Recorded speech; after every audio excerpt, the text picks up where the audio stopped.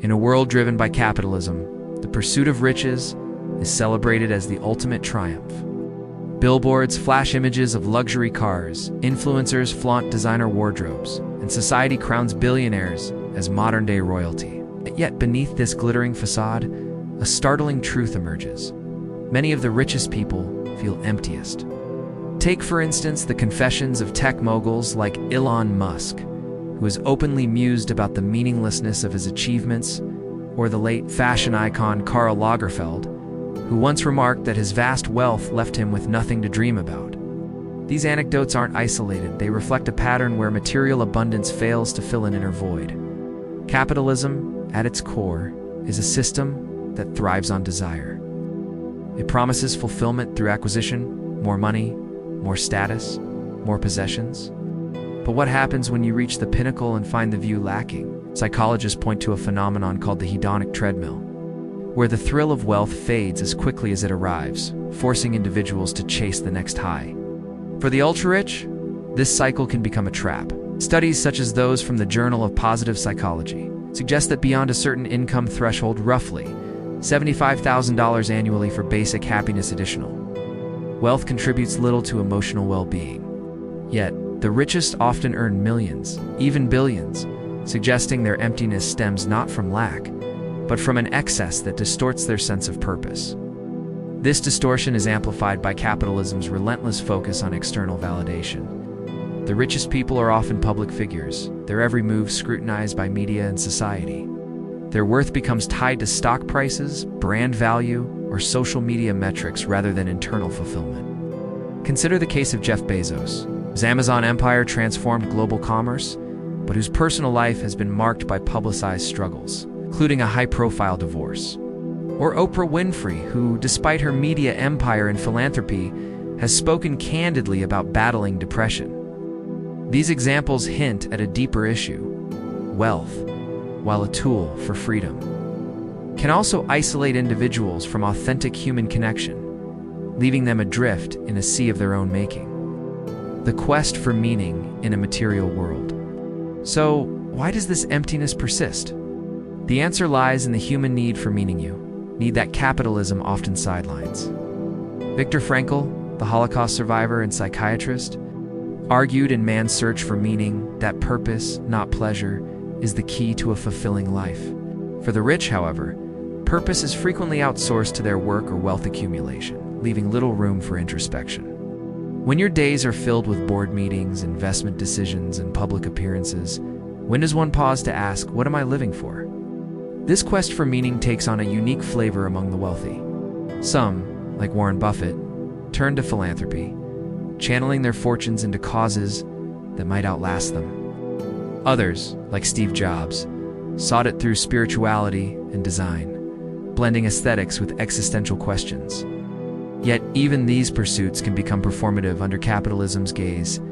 Charity events turn into photo ops, and spiritual quests into trendy retreats. The result is a hollowed-out version of meaning, where the act of seeking becomes more about image than substance. An original perspective emerges when we consider the psychological weight of choice. The richest individuals often have unlimited options where to live, what to buy, who to associate with. This freedom, while enviable, can paralyze. Barry Schwartz, in The Paradox of Choice, explains that too many options lead to decision fatigue and dissatisfaction. For the wealthy, every choice carries the burden of being the best. Yet none fully satisfy because the process lacks constraint. Contrast this with someone of modest means, whose limited choices might foster gratitude for what they have. The rich, paradoxically, are burdened by their abundance, their emptiness, a byproduct of never having to say no. The inner void. A cultural and historical lens to understand this phenomenon fully, we must look beyond individuals to the cultural and historical forces shaping it. Capitalism didn't emerge in a vacuum. It evolved from feudal systems where worth was tied to land and lineage, to industrial eras where labor defined value, and now to a digital age where wealth is abstract, measured in algorithms and market caps. This evolution has shifted the human narrative from community to individualism, from survival to self-actualization. The richest people, as pioneers of this shift, bear its heaviest psychological toll. Historically, philosophers like Epicurus and Stoics like Seneca warned against the dangers of excess. Epicurus advocated for simple pleasures over endless accumulation, while Seneca critiqued the rich for their restless discontent.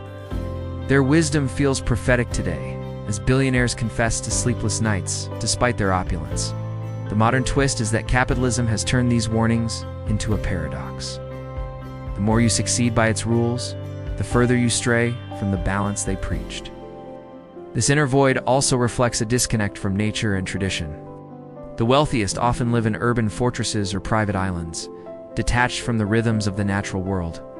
Indigenous cultures, by contrast, often tied meaning to land and community, a connection the rich have largely lost.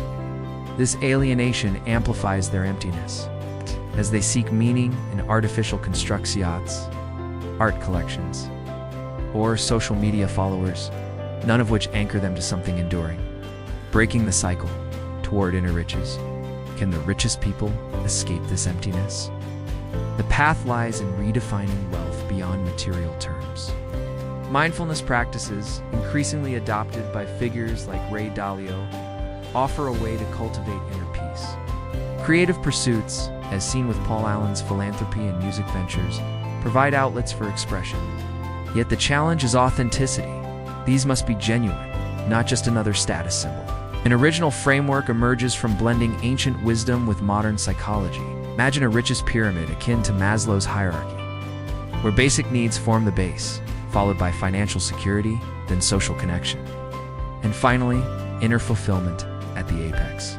The richest often plateau at the third level, their wealth ensuring connection through networking rather than intimacy.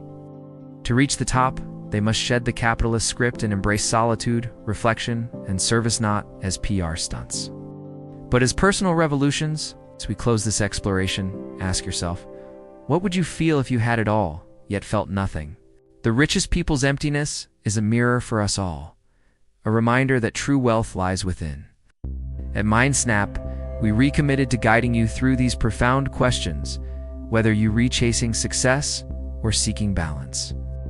Subscribe now to dive deeper into topics like capitalism's impact, inner growth, and human potential. Hit the bell icon, drop your thoughts in the comments, and let's build a community of mindful explorers. Your journey to meaning starts here. Join us, and let's uncover the riches that money can't buy together.